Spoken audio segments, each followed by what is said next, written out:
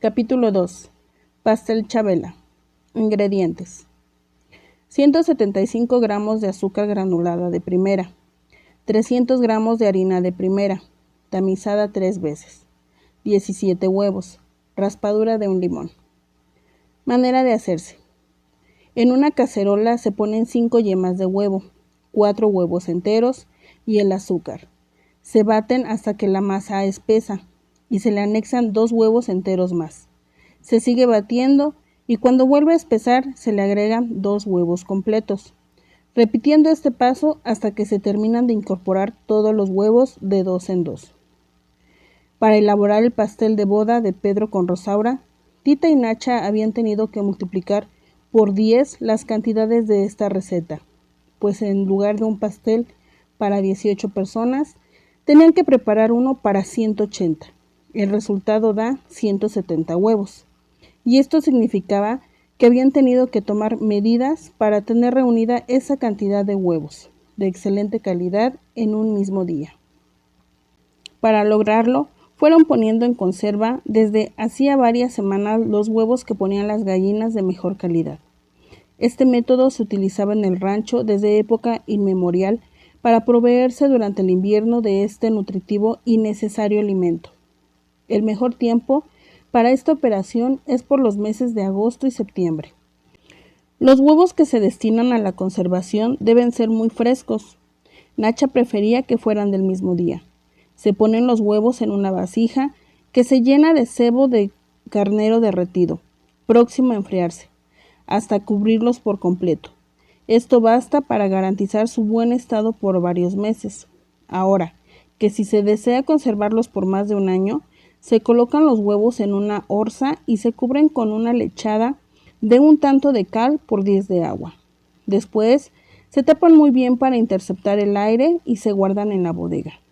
Tita y Nacha habían elegido la primera opción, pues no necesitaban conservar los huevos por tantos meses. Junto a ellas, bajo la mesa de la cocina, tenían la vasija donde los habían puesto y de ahí los tomaban para elaborar el pastel. El esfuerzo fenomenal que representaba batir tantos huevos empezó a hacer estragos en la mente de Tita cuando iba apenas por los 100 huevos batidos. Le parecía inalcanzable llegar a la cifra de 170. Tita batía mientras Nacha rompía los cascarones y los incorporaba. Un estremecimiento recorría el cuerpo de Tita y, como vulgarmente se dice, se le ponía la piel de gallina cada vez que se rompía un huevo. Asociaba los blanquillos con los testículos de los pollos a los que habían capado un mes antes. Los capones son gallos castrados que se ponen a engordar. Se eligió este platillo para la boda de Pedro con Rosaura, por ser uno de los más prestigiados en las buenas mesas, tanto por el trabajo que implica su preparación como por el extraordinario sabor de los capones. Desde que se fijó la boda para el 12 de enero, se mandaron comprar 200 pollos, a los que se les practicó la operación y se pusieron a engordar de inmediato. Las encargadas de esta labor fueron Tita y Nacha. Nacha por su experiencia y Tita como castigo por no haber querido estar presente el día en que fueron a pedir la mano de su hermana Rosaura, pretextando una jaqueca. «No voy a permitir tus desmandadas», le dijo mamá Elena, «ni voy a permitir que le arruines a tu hermana su boda, con tu actitud de víctima. Desde ahora te vas a encargar de los preparativos para el banquete y cuidadito que yo te vea una mala cara o una lágrima. ¿Oíste?». Tita trataba de no olvidar esta advertencia mientras se disponía a iniciar la primera operación. La capada consiste en hacer una incisión en la parte que cubre los testículos del pollo. Se mete el dedo para buscarlos y se arrancan. Luego de ejecutado, se cose la herida y se frota con mantequilla fresca o con enjundia de aves. Tita estuvo a punto de perder el sentido cuando metió el dedo y jaló los testículos del primer pollo. Sus manos temblaban, sudaba copiosamente y el estómago le giraba como un papalote en vuelo. Mamá Elena le lanzó una mirada taladrante y le dijo: «¿Qué te pasa? ¿Por qué tiemblas? ¿Vamos a empezar con problemas?». Tita levantó la vista y la miró. Tenía ganas de gritarle que sí, que había problemas. Se había elegido mal al sujeto apropiado para capar. La adecuada era ella. De esta manera habría al menos una justificación real para que le estuviera negado el matrimonio, y Rosaura tomara su lugar al lado del hombre que ella amaba. Mamá Elena, leyéndole la mirada, enfureció y le propinó a Tita una bofetada fenomenal que la hizo rodar por el suelo, junto con el pollo, que pereció por la mala operación. Tita batía y batía con frenesí, como queriendo terminar de una vez por todas con el martirio. Solo tenía que batir 2 huevos más y la masa para el pastel quedaría lista. Era lo único que faltaba. Todo lo demás, incluyendo los platillos para una comida de 20 platos y los bocadillos de entrada, estaban listos para el banquete. En la cocina solo quedaban Tita, Nacha y mamá Elena. Chencha y Gertrudis y Rosaura estaban dando los últimos toques al vestido de novia. Nacha, con un gran alivio, tomó el penúltimo huevo para partirlo. Tita, con un grito, impidió que lo hiciera. ¡No! Suspendió la batida y tomó el huevo entre sus manos. Claramente escuchaba piar a un pollo dentro del cascarón. Acercó el huevo a su oído y escuchó con más fuerza los pillidos. Mamá Elena suspendió su labor y con voz autoritaria preguntó: ¿Qué pasa? ¿Qué fue ese grito? Es que dentro de este huevo hay un pollo. Nacha de seguro no lo puede oír, pero yo sí.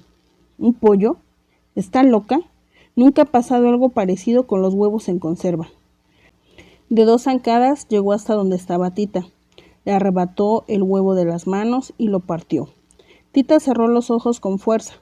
Abre tus ojos y mira tu pollo.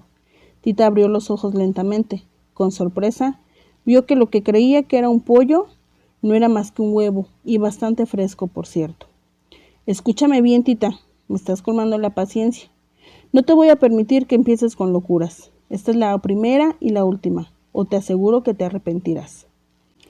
Tita nunca pudo explicar qué fue lo que pasó esa noche. Si lo que escuchó fue producto del cansancio o una alucinación de su mente. Por lo pronto, lo más conveniente era volver a la batida. No quería investigar cuál era el límite de la paciencia de su madre.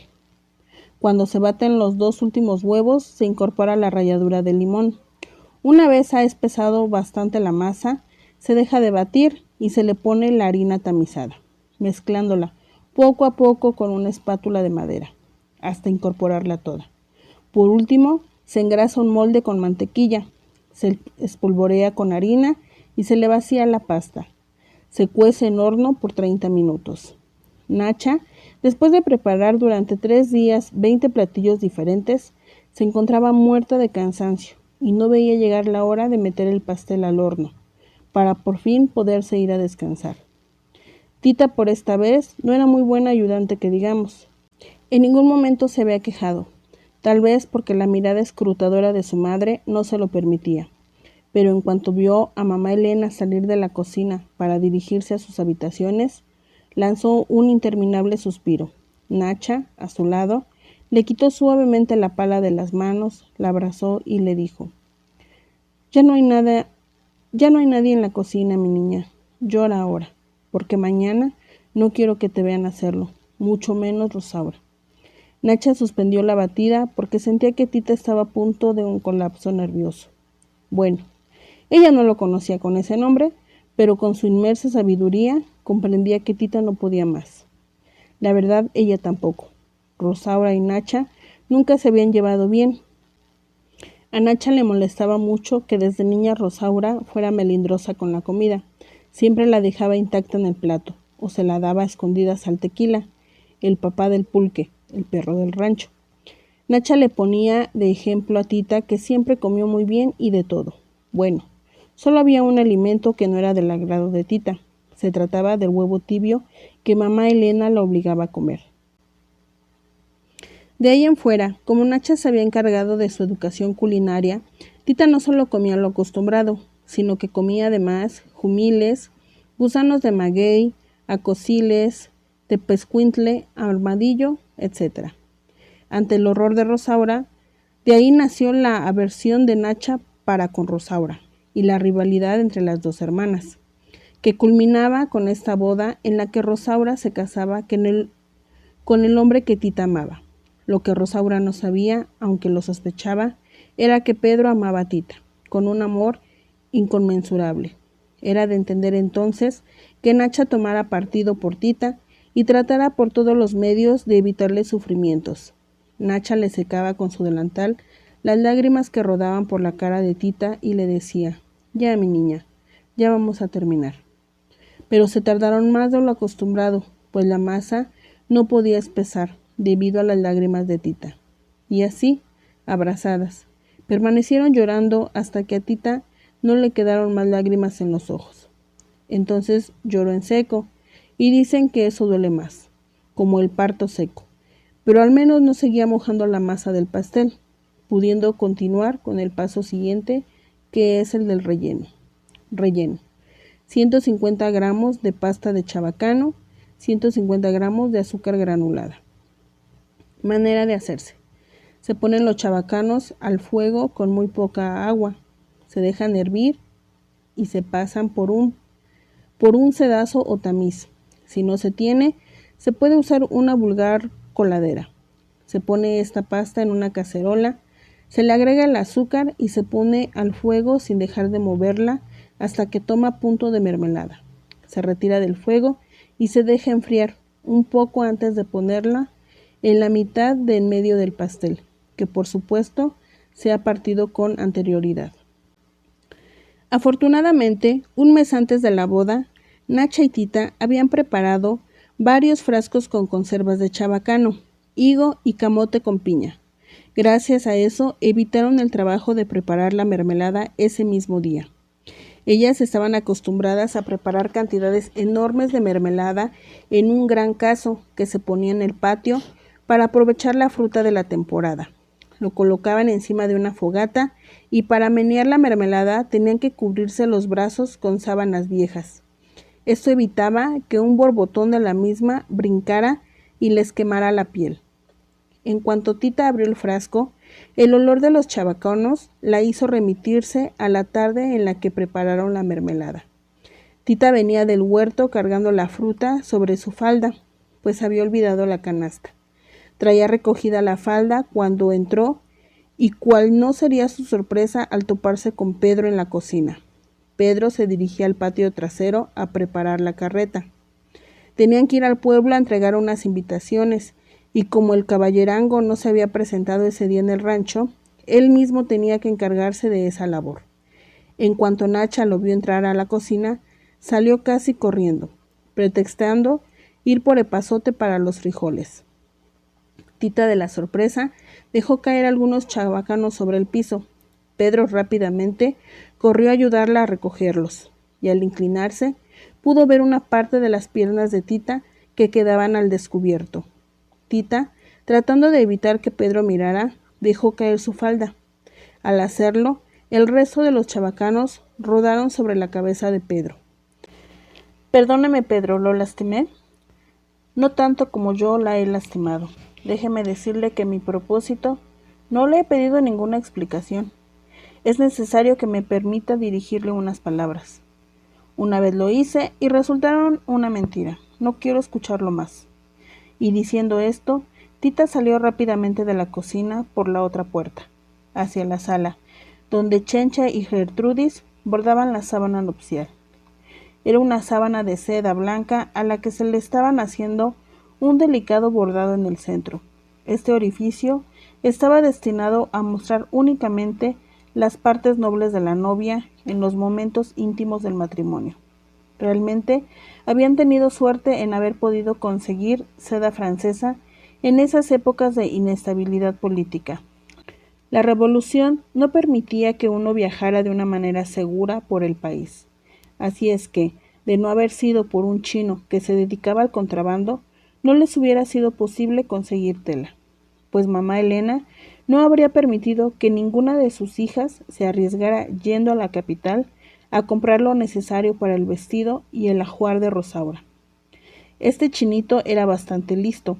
Vendía en la capital aceptando billetes del Ejército Revolucionario del Norte. Ahí carecían de valor y no eran negociables. Claro que los aceptaba a precios irrisorios, y con ese dinero viajaba al norte, donde los billetes adquirían su precio real y con ellos compraba mercancía. En el norte, por supuesto, aceptaba billetes emitidos en la capital a precios ínfimos, y así se la pasó toda la revolución, hasta que terminó millonario. Pero lo importante era que gracias a él, Rosauro pudo gozar de las telas más finas y exquisitas para su boda. Tita quedó como hipnotizada, observando la blancura de la sábana. Solo fueron algunos segundos, pero lo suficientes como para causarle una especie de ceguera. Dondequiera que fijaba la vista, solo distinguía el color blanco. A Rosaura, que se encontraba escribiendo a mano unas invitaciones, la percibía como un níveo fantasma. Disimuló tan bien lo que le pasaba que nadie lo notó. No quería provocar otro regaño de mamá Elena, así que cuando los Lobo llegaron a entregar sus regalos de bodas, procuró agudizar sus sentidos para descubrir a quienes estaban saludando, pues para ella eran como un espectáculo de sombras chinas cubiertos por una blanca sábana. Afortunadamente, la voz chillante de Paquita le dio la clave y los pudo saludar sin mayor problema. Más tarde, cuando los acompañó a la entrada del rancho, notó que hasta la noche se mostraba ante ella como nunca la había visto, reluciente de albor. Le dio miedo que le fuera a pasar lo mismo en estos momentos, cuando por más que trataba de concentrarse en la elaboración del fondant para cubrir el pastel, no podía.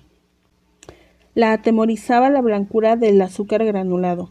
Sentía que de un momento a otro el color blanco se adueñaría de su mente, sin que ella lo pudiera impedir. Arrastrando las cándidas imágenes de su niñez, cuando en el mes de mayo la llevaban vestida de blanco a ofrecer flores blancas a la Virgen, entraba caminando entre una fila de niñas vestidas de blanco, hasta el altar lleno de velas y flores blancas, iluminado por una celestial luz blanca proveniente del vitral de la blanca parroquia. No hubo una sola vez en que no entrara a la iglesia, soñando en que algún día lo haría del brazo de un hombre. Tenía que bloquear no solo sino todos aquellos recuerdos que la lastimaran. Tenía que terminar el fondant para el pastel de boda de su hermana. Haciendo un esfuerzo supremo, empezó a prepararlo. Cantidades para el fondant: 800 gramos de azúcar granulado, 60 gotas de limón y el agua suficiente. Para que remoje el azúcar. Manera de hacerse: se pone en una cacerola el azúcar y el agua al fuego sin dejar de moverla hasta que empiece a hervir. Se cuela en otra cacerola y se vuelve a poner al fuego agregándole el limón hasta que tome punto de bola floja, limpiando de vez en cuando los bordes de la cacerola con un lienzo húmedo para que la miel no se azucare. Cuando ha tomado el punto anteriormente indicado, se vacía en otra cacerola húmeda, se rocía por encima y se deja enfriar un poco. Después, con una espátula de madera, se bate hasta que empaniza. Para aplicarlo, se le pone una cuchara de leche y se vuelve a poner al fuego para que se deslíe. Se pone después una gota de carmín y se cubre con él únicamente la parte superior del pastel.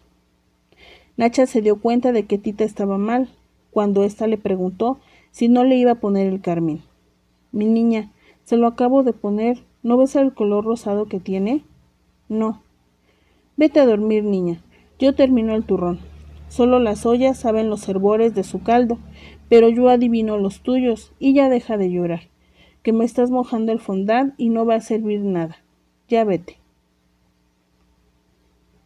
Nacha cubrió de besos a Tita y la empujó fuera de la cocina. No se explicaba de dónde había sacado nuevas lágrimas, pero las había sacado y alterado con ellas la textura del turrón. Ahora le costaría doble esfuerzo dejarlo en su punto. Ya sola se dio a la tarea de terminar con el turrón lo más pronto posible para irse a dormir. El turrón se hace con 10 claras de huevo y 500 gramos de azúcar, batidos a punto de hebra fuerte. Cuando terminó, se le ocurrió darle un pedazo al fondant, para ver si las lágrimas de Tita no había alterado el sabor. Y no, aparentemente no alteraron el sabor. Pero sin saber por qué, A Nacha le entró de golpe una gran nostalgia. Recordó uno a uno todos los banquetes de boda que había preparado para la familia de la Garza, con la ilusión de que el próximo fuera el suyo. A sus 85 años no valía la pena llorar, ni lamentarse de que nunca hubiera llegado ni el esperado banquete ni la esperada boda, a pesar de que el novio sí llegó. Vaya que había llegado, solo que la mamá de mamá Elena se había encargado de ahuyentarlo. Desde entonces se había conformado con gozar de las bodas ajenas, y así lo hizo por muchos años sin repelar. No sabía por qué lo hacía ahora. Sentía que era una reverenda tontería, pero no podía dejar de hacerlo. Cubrió con el turrón lo mejor que pudo el pastel y se fue a su cuarto, con un fuerte dolor de pecho. Lloró toda la noche y a la mañana siguiente no tuvo ánimos para asistir a la boda. Tita hubiera dado cualquier cosa por estar en el lugar de Nacha, pues ella no solo tenía que estar presente en la iglesia, se sintiera como se sintiera, sino tenía que estar muy pendiente de que su rostro no revelara la menor emoción. Creía poder lograrlo, y siempre y cuando su mirada no se cruzara con la de Pedro. Ese incidente podría destrozar toda la paz y tranquilidad que aparentaba. Sabía que ella, más que su hermana Rosaura, era el centro de atención. Los invitados, más que cumplir con un acto social, querían regodearse con la idea de su sufrimiento, pero no los complacería, no. Podía sentir claramente cómo penetraban por sus espaldas los cuchicheos de los presentes a su paso. ¿Ya viste a Tita? Pobrecita, su hermana se va a casar con su novio. Yo los vi un día en la plaza del pueblo, tomados de la mano, tan felices que se veían. No me digas, pues Paquita dice que ella vio cómo un día, en plena misa, Pedro le pasó a Tita una carta de amor, perfumada y todo. Dicen que van a vivir en la misma casa. Yo que Elena no lo permitía. No creo que lo haga, ya ves cómo son los chismes. No le gustaban nada esos comentarios. El papel de perdedora no se había escrito para ella. Tenía que tomar una clara actitud de triunfo. Como una gran actriz, representó su papel dignamente, tratando de que su mente estuviera ocupada, no en la marcha nupcial, ni en las palabras del sacerdote, ni en el lazo, ni en los anillos. Se transportó al día en que a los 9 años se había ido de pinta con los niños del pueblo. Tenía prohibido jugar con varones, pero ya estaba harta de los juegos con sus hermanas. Se fueron a la orilla del Río Grande para ver quién era capaz de cruzarlo a nado, en el menor tiempo. Qué placer sintió ese día al ser ella la ganadora. Otro de sus grandes triunfos ocurrió un tranquilo día de domingo en el pueblo. Ella tenía 14 años y paseaba en carretela acompañada de sus hermanas, cuando unos niños lanzaron un cohete. Los caballos salieron corriendo espantadísimos. En las afueras del pueblo se desbocaron y el cochero perdió el control del vehículo. Tita lo hizo a un lado de un empujón y ella sola pudo dominar a los 4 caballos. Cuando algunos hombres del pueblo a galope las alcanzaron para ayudarlas, se admiraron de la hazaña de Tita. En el pueblo la recibieron como a una heroína. Estas y otras muchas remembranzas parecidas la tuvieron ocupada durante la ceremonia, haciéndola lucir una apacible sonrisa de gata complacida, hasta que a la hora de los abrazos tuvo que felicitar a su hermana. Pedro, que estaba junto a ella, le dijo a Tita: ¿Y a mí no me va a felicitar? Sí, cómo no, que sea muy feliz. Pedro, abrazándola más cerca de lo que las normas sociales permiten, aprovechó la única oportunidad que tenía de poder decirle a Tita algo al oído. Estoy seguro de que así será, pues logré con esta boda lo que tanto anhelaba, estar cerca de usted, la mujer que verdaderamente amo. Las palabras que Pedro acababa de pronunciar fueron para Tita como refrescante brisa que enciende los restos de carbón a punto de apagarse. Su cara, por tantos meses forzada a no mostrar sus sentimientos, experimentó un cambio incontrolable. Su rostro reflejó gran alivio y felicidad. Era como si toda esa casi extinguida ebullición interior se viera reavivada de pronto por el fogoso aliento de Pedro sobre su cuello, sus ardientes manos sobre su espalda, su impetuoso pecho sobre sus senos. Pudo haberse quedado para siempre así, de no ser por la mirada que mamá Elena le lanzó y la hizo separarse de él rápidamente. Mamá Elena se acercó de Tita y le preguntó: ¿qué fue lo que Pedro te dijo? Nada, mami. A mí no me engañas. Cuando tú vas, yo ya fui y vine, así que no te hagas la mosquita muerta. Pobre de ti si te vuelvo a ver cerca de Pedro. Después de estas amenazantes palabras de mamá Elena, Tita procuró estar lo más lejos de Pedro que pudo. Lo que le fue imposible fue borrar de su rostro una franca sonrisa de satisfacción. Desde ese momento, la boda tuvo para ella otro significado. Ya no le molestó para nada ver cómo Pedro y Rosaura iban de mesa en mesa brindando con los invitados, ni verlos bailar el vals, ni verlos más tarde partir el pastel. Ahora ella sabía que era cierto. Pedro la amaba. Se moría porque terminara el banquete para correr al lado de Nacha a contarle todo. Con impaciencia esperó a que todos comieran su pastel para poder retirarse. El manual de Carreño le impedía hacerlo antes, pero no le vedaba el flotar entre nubes mientras comía apuradamente su rebanada. Sus pensamientos la tenían tan ensimismada que no le permitieron observar que algo raro sucedía a su alrededor. Una inmensa nostalgia se adueñaba de todos los presentes en cuanto le daban el primer bocado al pastel, inclusive Pedro. Siempre tan propio, hacía un esfuerzo tremendo por contener las lágrimas, y mamá Elena, que ni cuando su esposo murió había derramado una infeliz lágrima, lloraba silenciosamente. Y eso no fue todo. El llanto fue el primer síntoma de una intoxicación rara que tenía algo que ver con una gran melancolía y frustración que hizo presa de todos los invitados y los hizo terminar en el patio, los corrales y los baños, añorando cada uno al amor de su vida. Ni uno solo se escapó del hechizo y solo algunos afortunados llegaron a tiempo a los baños. Los que no, participaron de la vomitona colectiva que se organizó en pleno patio. Bueno, la única a quien el pastel le hizo lo que el viento a Juárez fue a Tita. En cuanto terminó de comerlo, abandonó la fiesta. Quería notificarle a Nacha cuanto antes que estaba en lo cierto al decir que Pedro la amaba solo a ella. Por ir imaginando la cara de felicidad que Nacha pondría, no se percató de la desdicha que crecía a su paso hasta llegar a alcanzar niveles patéticamente alarmantes. Rosaura, entre arcadas, tuvo que abandonar la mesa de honor. Procuraba por todos los medios controlar la náusea, pero esta era más poderosa que ella. Tenía toda la intención de salvar su vestido de novia de las deposiciones de los parientes y amigos, pero al intentar cruzar el patio resbaló y no hubo un solo pedazo de su vestido que quedara libre de vómito.